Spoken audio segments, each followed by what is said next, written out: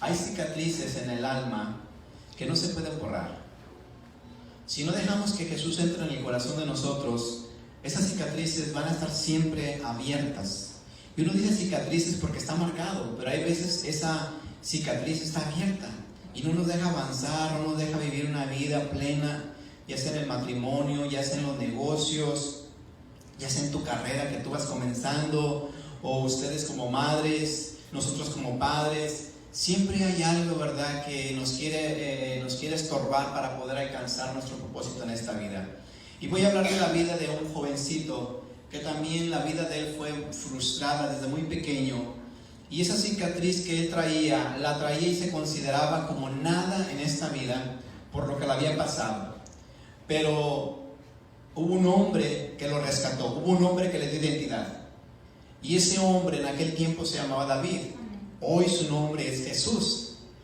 Pero en aquel tiempo David representaba la imagen del Padre aquí en la tierra. Porque cuando Dios habla acerca de David, dice: este hombre anda conforme a mi corazón. O sea que los sentimientos, los deseos de Dios, de estar con su pueblo, de ayudarle y de darle siempre las victorias, estaba depositado en él. Porque David siempre fue un guerrero. Él peleó siempre por su pueblo. Siempre tenía compasión por todos. Y era un hombre igualitario, o sea, de igualdad.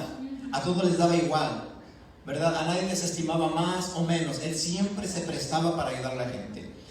Y voy a ver ahí en 2 Samuel capítulo 9, del versículo 1 al 11. Ya lo leímos hace 1 o 2 semanas esta porción bíblica, pero quiero que en esta noche el Espíritu Santo nos ministre de una forma diferente. Amén. Dice así: dijo David. Esta historia comienza después de que David dice que ya estaba en el trono, ya había ascendido al trono, y quedaba la familia. Todavía él quería ayudar a la gente que había quedado antes del que había sido el rey de antes, que había muerto, a ver si podía ayudar a la familia, a alguien de la familia que había quedado de este rey. Y entonces dice que se encontraba un hombre todavía, uno solo que había quedado de esa familia del rey pasado. Y David, como estaba ahora como rey, él quería hacer misericordia. Y miren la historia cómo comienza. Dijo David: ¿ha quedado alguno de la casa de Saúl a quien haga yo misericordia por amor de Jonatán? Y había un siervo de la casa de Saúl que se llamaba Siba, al cual llamaron para que viniese a David. Y el rey le dijo: ¿eres tú, Siba? Y él respondió: tu siervo. El rey le dijo: ¿no ha quedado nadie de la casa de Saúl a quien haga yo misericordia de Dios? Y Siba respondió al rey: aún ha quedado un hijo de Jonatán lisiado de los pies. Había un niño que había quedado, dice, paralítico, ¿verdad? Cuando el papá de él, David, que se había puesto como rey, dice que en ese tiempo empezaron las guerras, y entonces estaba el rey antiguo con este nuevo rey David, estaban en guerra, y en una ocasión cuando se pusieron en guerra dice que el rey antiguo, ¿verdad?, murió junto con su hijo porque estaban en batalla, pero él había tenido un hijo. Entonces cuando vinieron y mataron, porque esta es la costumbre de antes, matar a toda la familia real, cuando ascendía un rey al trono, mataban a la familia pasada, a todos morían. Pero este hombre, este niño, porque era un niño, dice que la mamá, la nodriza, la que lo cuidaba a este niño, dice que al oír que su papá había muerto en la batalla, dice que agarró el niño y salió corriendo, porque sabían que los iban a perseguir, los iban a matar. El niño tenía 5 años. 5 años, y dice que por salir a la carrera, porque oyó que había muerto su papá del niño, dice que salió corriendo y que el niño se tropezó y se le cayó el niño y se le quebraron las piernas al niño de 5 años.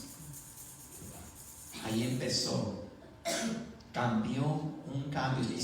Se hizo un cambio de 180 grados en la vida de este niño. Después de ser príncipe, ahora estaba lisiado de sus pies. Y ahora dice que lo fueron a rumbar a un lugar que se llamaba Lodebar. Y aquella tierra, el significado de aquella tierra, Lodebar, era tierra de tristeza, era tierra seca, era tierra muerta, porque era peor que un desierto. No se daba nada. Estaba muerto ese lugar. Y dice que como era un lugar muy alejado y nadie quería ir para allá, ¿verdad?, ni siquiera se les ocurrió ir a buscarlo a ese joven, si quedaba alguien de la familia pasada del rey, y ni siquiera se les ocurrió ir a buscarlo. Y dice que este niño fue a parar allá. Un niño fracturado sus pies. Y dice que cuando llegó ahí se comenzaba a juntar con gente ociosa, porque ahí llegaba gente que no tenía oficio, no tenía futuro. Era una tierra muerta, o sea que ahí llegaba pura gente que no, ahí llegaba como quien dice a morir. Y ahí llevaron a este muchacho. Versículo 4 del capítulo 9 dice: entonces el rey le preguntó, ¿dónde está? Y Siba respondió al rey: he aquí está en casa de Maquir, hijo de Amiel, en Lodebar. Le dijeron: allá hay una casa de un hombre, ya les sabe quién era Maquir. Dice que esa casa, este hombre Maquir lo agarró y dice que lo acobijó a ese muchacho, lo recibió junto con la nodriza y lo criaron al niño. Sabían de quién venía, era un príncipe antiguo, ¿verdad? Y les dio compasión y el niño lo criaron, lo levantaron, lo educaron. Pero ¿saben una cosa? Las historias que nos pasan a nosotros nos dejan marcas que nos duelen. Hay veces cuando nos cuentan lo que nos ha pasado o le ha pasado a nuestra familia. A este niño le tenían que decir quién era. Y él le decía: tú eres un príncipe.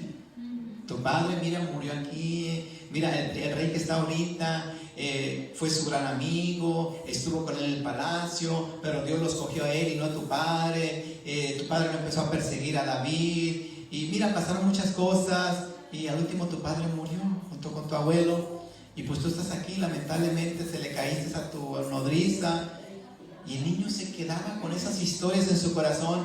Y yo le aseguro que en las noches él lloraba y se preguntaba: ¿cómo es posible que después de ser un príncipe ahora estoy en una tierra donde no soy nadie? Y miren, este niño que se llamaba Mefiboset, no era su nombre Mefiboset. La historia bíblica nos dice claramente que su primer nombre era su primer nombre se llamaba Merib Baal. Merib Baal, no se llamaba Mefiboset. Primeramente se llamaba Merib Baal. Ese era el nombre que le dieron en el acta de nacimiento.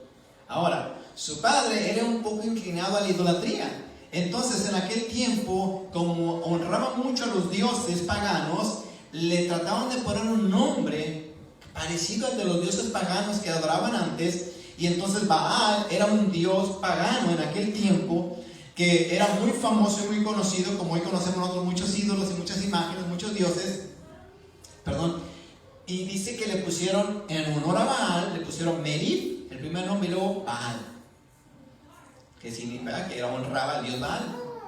Ese fue su primer nombre. Después, cuando llegó a Lodebar, a esta tierra donde lo llevaron a este muchacho, dice que le cambiaron el nombre. Los que estaban ahí, ¿verdad?, desde pequeño le cambiaron el nombre y le empezaron a decir ahora Mefiboset. Y se le quedó Mefiboset. Y Mefiboset quiere decir el avergonzado, el que desparrama deshonra. ¿Por qué el avergonzado? Porque le decían que él era un príncipe, que él fue hijo de un rey y que se mirara la condición en la que estaba. O sea que él siempre vivía avergonzado, porque estaba entre tanto ladrón, entre tanta persona sin oficio, y él era el único como príncipe ahí en esa tierra. Y él le causaba vergüenza el nombre que le habían puesto, y se la creyó. Y así a muchos de nosotros nos pasa. Hay veces cuando dicen: no, tú nunca la vas a hacer, tú nunca vas a llegar a ser nadie, mira, eres un inútil, no sirves para nada. Por eso debemos tener cuidado, ¿verdad?, cuando nosotros educamos a los hijos. Yo sé que a veces nos desesperan, pero siempre tener cuidado en lo que hablamos, porque las palabras a veces duelen más que los golpes. Dice el libro de Proverbios que las palabras de un predicador son como aguijones, dice, hincados en el corazón de las personas. Hay veces las palabras duelen más y te marcan más que un golpe, ¿verdad? Y por eso debemos tener cuidado. A él le decían, me imagino que a cada rato, ¿verdad?, que él era un príncipe, a él le dolía más. Le dolía más que le dijeran eso, porque él tenía que estar en el palacio y ahora está en un lugar donde no valía nada. Dice el versículo 5, David sigue hablando, está platicando con uno de los siervos del rey pasado, si conocía a alguien que pudiera ayudar, y este siervo del rey pasado le dijo que sí, que había uno que se llamaba Mefiboset. Y entonces sigue hablando, y en el versículo 5 le dice: entonces envió el rey David y le trajo de la casa de Maquir, hijo de Amiel de Lodebar. Y vino Mefiboset, hijo de Jonatán, hijo de Saúl, a David, y se postró sobre su rostro e hizo reverencia. Y dijo David: Mefiboset. Y él respondió: he aquí tu siervo. Y le dijo David: no tengas temor, porque yo a la verdad haré contigo misericordia por amor de Jonatán tu padre, y te devolveré todas las tierras de Saúl tu padre, y tú comerás siempre a mi mesa. Así como la vida le cambió en un instante cuando se le cayó a aquella mujer y quedó lisiado este muchacho, ahora David, cuando manda a llamar a este muchacho, y ya era ya una persona grande, ya era grande, ya cuando llegó él aquí al frente de David, ahora la vida le va a cambiar también como le cambió cuando tenía 5 años. Completamente su vida dio un giro de 180 grados, porque mira las palabras que le dice David: no tengas temor, yo haré contigo misericordia por amor de tu padre, y te voy a devolver todas las tierras, y tú comerás siempre a mi mesa. Después de estar batallando en una tierra a lo mejor donde no tenía que comer, donde no tenía tierra, porque no tenía casa, dice que estaba de arremado en una casa donde lo habían recogido y lo habían criado, ahora un rey viene y le dice que vas a comer en la mesa de él, que le va a regresar todas las tierras que había perdido, y todavía dice que todas las cosechas de lo que se había perdido él en todos esos años, dice que se lo iban a regresar. Miren qué tremendo. Una oferta como esa nadie la puede despreciar, ¿verdad que no? Pero aquí David, vuelvo a repetir, simboliza a Dios. Amén, así es. Simboliza el corazón del Padre. Amén.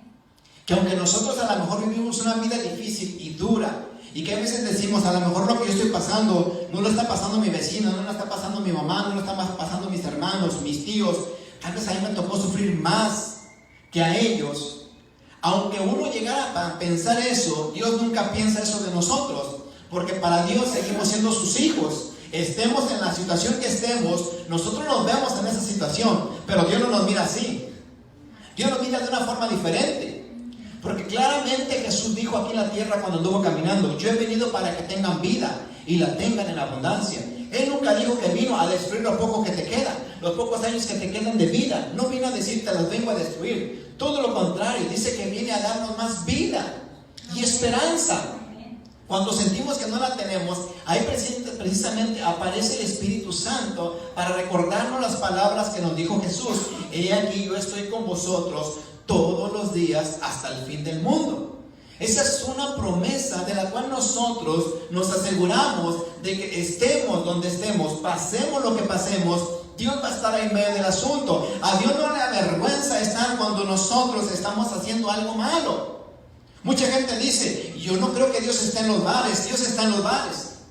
Yo no creo que esté Dios ahí donde están vendiendo drogas. Dios está ahí donde están vendiendo drogas. Porque Dios es espíritu, todo lo ve, todo lo oye, todo lo siente. Nunca podemos escondernos de Dios. Así es.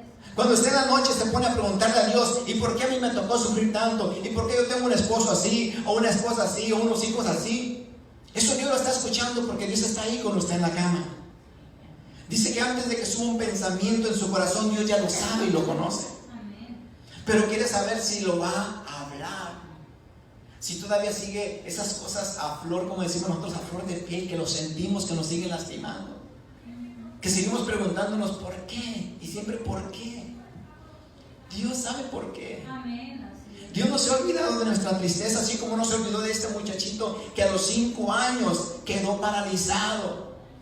Oiga, él no tenía la culpa de lo que estaba pasando a su alrededor, así como nosotros a lo mejor fuimos marcados en la vida por algo o por alguien y no tuvimos la culpa. Hay mucha gente que se amarga con Dios. Y hay mucha gente que dice: yo no quiero saber nada de la iglesia. Pero Dios no tiene la culpa. Amén, así es. Dios nos ama. Nos ama tanto, dice, que envió a su Hijo a morir por nosotros. Ese es el gran amor de Dios. San Juan 3:16 dice: porque de tal manera nos amó Dios, que dio a su Hijo unigénito, para que todo aquel que en Él cree no se pierda, sino que tenga vida eterna. Amén.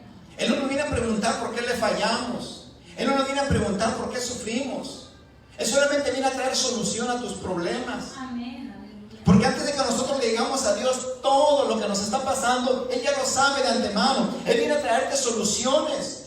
No es como nosotros que a veces escuchamos y decimos: pues no sé cómo ayudarte. Dios ya sabe cómo ayudarte. Así es. Amén. Cuando este jovencito, esta persona adulta ya llegó ante David, No llegó a decirle, ¿verdad? Oye, ¿te acuerdas tú cómo mataste a mi padre? ¿Cuántos años sufrí? No llegó diciéndole eso. Sabía que estaba ante el rey y él se humilló. Pero David dice que representando a Dios mismo, agarró y antes de que Mefiboset empezara a decirle todo su historial y todo su pasado y todo lo que había sufrido, le dijo: te voy a devolver tus tierras, vas a comer conmigo siempre en mi casa y aquí vas a estar conmigo. Amén. Y eso es lo que Dios hace. Dios nunca te pregunta ni te señala por qué lo hiciste. Bueno, cuando ya tienes un conocimiento de lo bueno y lo haces malo, entonces sí nos cuestiona. Pero cuando en ignorancia cometemos o le fallamos a Dios, Dios no nos viene a cuestionar. Pero ya estás grandecito. Si te dijeron tus papás que no hicieras esto y lo hiciste, mira lo que te pasó. Dios no nos pregunta eso. Y eso es hay veces lo que nosotros batallamos para canalizar en nuestra mente. Porque la gente hay veces batalla, ¿verdad?, para hacer lo bueno y no entendemos que fuimos marcados a veces por algo, por alguien en el pasado que no nos deja a veces salir de ese encierro. Y siempre buscamos a alguien. Cuando nosotros tenemos una herida en el corazón, en el alma, buscamos a alguien para hallar consuelo. Pero a veces buscamos en el lugar equivocado, en la persona equivocada, porque nadie puede dar lo que no tiene. Así es, amén.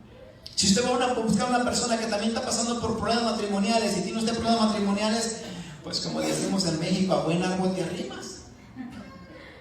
Usted tiene que buscar una persona sana, una persona que superó esas cosas. Una persona, cuando digo que superó esas cosas, es porque luchó por su matrimonio, no que se le hizo fácil decir nos divorciamos. Esa no es una buena persona de superación, como quien dice, un buen árbol al cual tú te estás arrimando. Porque lo mismo que hizo esa persona te va a aconsejar a ti. Dios en ningún momento manda a las gentes que se divorcien. Dios siempre viene a dar soluciones al matrimonio. Dios viene a dar soluciones a la familia. Dios viene a dar soluciones con los hijos, en tu trabajo, en tu salud. Dios viene a dar soluciones. Amén. Así es. Cuando vino este hombre con el rey David le dio soluciones y prontas, porque Dios responde pronto. Cuando reconocemos cómo estamos ante el rey, así como este muchacho reconoció que estaba enfrente del rey, dice que se humilló. Y cuando nosotros nos humillamos delante de Dios, ahí mismo Dios, ¿verdad?, empieza a cambiar nuestro corazón, empieza a cambiar nuestro futuro. Sigo leyendo en el versículo 8. Y él inclinándose dijo, estaba yo hablando ahora del muchacho, fíjese lo que le dijo a David: ¿quién es tu siervo para que mires a un perro muerto como yo? Miren lo que le contestó el muchacho.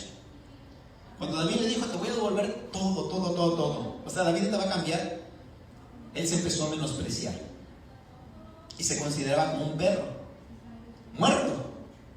O sea que todo lo que le había pasado en la vida sí lo estaba lastimando, sí lo había dañado, porque este muchacho perdió su identidad. Y cuando tú pierdes la identidad cuando eres joven, cuando tú pierdes la identidad cuando llegas al matrimonio, cuando tú pierdes la identidad cuando llegas a ser un abuelo, vivirás marcado toda la vida con esa identidad. Porque Dios es el que te da identidad. Amén, así es. Y te da la identidad de hijo de Dios. No como te llamaban el perdedor, el ratero. ¿Saben? A todas esas personas que traían un nombre que le habíamos puesto nosotros equivocadamente, Dios les cambió el nombre. La Biblia habla de Abraham. A Abraham se llamaba Abraham y le cambió su nombre a Abraham. Después de ahí Abraham entendió que Dios cambiaba los nombres y le puso un nombre correcto a su hijo, Isaac, que significa risa, alegría. Y eso es lo que Dios quiere para nosotros, alegría y risa. Pero después vino su hijo, el hijo de Isaac, y dice que Isaac le pusieron Jacob, y Jacob quiere decir ladrón. Y cuando Dios tiene un encuentro con él a través de un ángel, el ángel de Jehová que se le aparece a Jacob, y peleó este hombre con el ángel, que es una historia, hasta lo vimos en Cantos. Dice que el ángel dijo, ¿cómo te llamas? Me llamo Jacob, el ladrón, el usurpador. Y le dijo al ángel, desde hoy tu nombre será Israel. Y hasta el día de hoy es lo que hoy nosotros conocemos como el pueblo de Israel, porque Dios nos cambia el nombre. Amén. Y saben, aquí Dios le quería cambiar el nombre a este muchacho. Ya tenía un nombre que le puso a sus padres, Meribal. Y después en la tierra donde estuvo él, le cambiaron el nombre por Mefiboset, el avergonzado. Y llega como avergonzado delante de Dios. Y Dios, representando a David, le cambia la vida. Le cambia la vida. Aunque él sigue llamándose Mefiboset, pero la vida le cambió. Y eso es lo que Dios quiere hacer con cada uno de nosotros. Cambiarnos la vida. Porque hay heridas en el corazón y en el alma que están ahí. Y Dios quiere sanarlas. Y cuando de repente alguien te dice, ¿sabes una cosa? Dios te ama. Hay veces ni lo creemos. Así como este muchacho no lo creyó. Hay personas con las que nos topamos hay veces en la tienda y andan hasta idas de repente y usted como que siente algo y se acerca y lo saluda y le dice, ay, mire, ¿no ha probado usted esto? Y empieza a hacer plática y de repente se da cuenta de que esa persona está pasando un momento difícil, un momento crítico. A lo mejor perdió un familiar, a lo mejor alguien está enfermo, a lo mejor alguien está pasando un problema legal. Y sabe una cosa, usted le puede cambiar el día a esa persona con su actitud. Dios quiere cambiar la vida. Y luego cuando usted le dice a esa persona, Dios te ama, no te gustaría ir a la iglesia, mira, a mí también me estaba pasando eso, fui a la iglesia, le entregué mi corazón a Jesús, Jesús empezó a tratar conmigo, empezó a sacar eso de mi corazón que me estaba lastimando, y en realidad yo era la que sentía, yo era la que llevaba todo eso. Hay veces trataba de culpar a la gente por lo que me estaba pasando, pero en realidad no era la gente, sino que era yo mismo. Porque a veces no nos podemos perdonar nosotros mismos lo que nos está pasando. Este joven, a pesar de que le estaban ofreciendo un cheque en blanco, no se la creía. Y él se consideraba un perro que no necesitaba las ofertas que le estaba haciendo David. Y a veces nosotros también cuando decimos a la gente, Dios te ama, Cristo te ama, Dios puede cambiar tu vida, hay veces no se la creen y no la aceptan porque dicen, es más lo que traigo cargando que lo que Dios puede hacer por mí. Cuando decimos nosotros, yo creo que Dios todo lo puede. Amén, así es. Y aún a sus discípulos se lo dijo, cuando ellos le decían, ¿a poco será posible que nosotros vamos a llegar al cielo un día? Lo que es imposible para ustedes, para mi Padre, todo es posible. Amén, así es. Porque es difícil a veces nosotros creer, hermano, lo que Dios puede hacer en nuestras vidas. Pero no hemos calado. Hay veces calamos lo que nos dicen los amigos, lo que nos ofrecen a veces la televisión, el internet. Calamos muchas de esas cosas. Y al último dejamos a Dios. Cuando en realidad primeramente le debemos dar la primera oportunidad a Dios para que comience a tratar en nuestras vidas. Sigo leyendo para terminar. Dice, y él inclinándose dijo, el versículo 8 lo voy a leer una vez más. ¿Quién es tu siervo para que mires a un perro muerto como yo? Entonces el rey llamó a Siba, siervo de Saúl, y le dijo, todo lo que fue de Saúl y de toda su casa, yo lo he dado al hijo de tu señor. Tú puedes labrar las tierras, tú con tus hijos y tus siervos, y almacenarás los frutos para que el hijo de tu señor tenga pan para comer. Pero Mefiboset, el hijo de tu señor, comerá siempre a mi mesa. Y tenía Siba 15 hijos y 20 siervos. Y respondió Siba al rey, conforme a todo lo que ha mandado mi señor al rey a su siervo, así lo hará tu siervo. Mefiboset, dijo el rey, comerá a mi mesa, como uno de los hijos del rey. Le dijeron a este muchacho, bueno, si no estás conforme todavía, mira, el que era el siervo de tu papá antes, ese te va a labrar las tierras, te las va a cuidar, te va a guardar los frutos, pero tú siempre vas a estar aquí comiendo conmigo. ¿Sabe una cosa? Yo me he topado con gente ya adulta, grande, que me he puesto a platicar con ellas y luego podemos sentir el rechazo que traen en su corazón porque no aceptan que Dios cubre esa herida que traen en su alma, porque no aceptan lo que Dios les está ofreciendo. Aquí David estaba ofreciendo un cambio de vida radical, completamente diferente al que él estaba viviendo. Y Jesús hasta el día de hoy, cuando fue a morir a la cruz por cada uno de nosotros, hasta el día de hoy nos sigue ofreciendo y perdonándonos los pecados, como lo hizo en la cruz cuando le dijo al Padre, perdónalos porque no saben lo que hacen. Y cuando nosotros, hay veces, hicimos cosas malas y sentimos que no merecemos el perdón de Dios, cuando nos dicen que Dios nos ama y nos perdona, lo primero que vemos es el castigo que merecemos por haber hecho lo malo antes. Y que si alguien se llega a dar cuenta de lo que hicimos antes, probablemente a lo mejor vayamos a parar hasta en la cárcel, o simple y sencillamente nos menosprecien o nos odien. Porque miramos siempre a la gente, lo que va a pensar, lo que va a decir, o mi familia. Pero Cristo nos está ofreciendo una vida completamente diferente a la que estamos viviendo. Y no podemos desaprovechar el tiempo que nos está dando Dios para reconciliarnos con Él. ¿Sabe una cosa? Hay veces cuando las personas nos han ofendido a nosotros y nos han lastimado, aquellas personas que la hirió o lo lastimaron, ellos duermen bien tranquilo como si nada. Y nosotros que nos sentimos lastimados por lo que nos hicieron ellos, nosotros somos los que estamos sufriendo. Así que cuando nosotros perdonamos a los que nos han ofendido, nosotros somos los que descansamos, no ellos. Porque ahí se aplica un dicho que nosotros conocemos: al que pegó se le olvidó, pero al que le pegaron no se le olvidó. Y es cierto, porque mucha gente trae las heridas del pasado y no las deja y no las suelta, porque siente que necesita que aquellas personas vengan y le pidan perdón. Pero ¿sabe una cosa? A lo mejor aquella persona se reconcilió con Dios y también está orando por usted para que algún día usted encuentre el camino del perdón. Y Jesús es lo que quiere: perdonarnos todas nuestras faltas, así como David le perdonó todo a Mefiboset y lo puso en un lugar de prestigio, en un lugar de honra. Y yo creo que en esta noche, ¿verdad?, Dios quiere sanar tus heridas. Dios quiere sanar lo que hay en tu corazón. No desprecies el momento que Dios te da para poder ser liberado. Mira, si en este momento viniera un médico y te dijera: ¿qué tienes? Me duele aquí. Y te dijera: ven, cómprate esto. Te aseguro que vas y lo compras. Pero si yo te digo en esta noche: Jesús quiere sanar tu corazón y quiere sanar tu alma, ¿qué le contestarás? ¿Qué le dirás? ¿Le dirás como le dijo Mefiboset? Soy un perro muerto, no necesito que me perdonen a mí, yo no necesito nada de nadie. Todos necesitamos de la gente, porque todos somos hermanos, todos somos familia. Jesús nos ama a todos, aún aquel que nos ofendió, que nos lastimó, a Él nos ama, y también lo está esperando para que un día venga a los pies de Él y le pida perdón. Pero en esta noche Dios quiere tratar contigo, con tus hijos tal vez, con tu esposo o tu esposa.